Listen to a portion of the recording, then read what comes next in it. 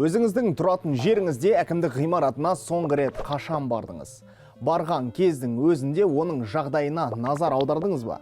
Мына ер адам жиіркеніп қайтты. Біліңіз, анау не? Ананың шанын қараңыз, бейселі. Мысалы, мен жиіркенемін мына жер. Мына бейне Қызылорда облыстық әкімдік ғимаратында түсірілді. Жаман тозып кеткене, видео әлеуметтік желілерде таралып кетті. Бұл азаматтарды қабылдайтын бөлме. Ішінде костюм шалбарда отырған адамдарды көруге болады.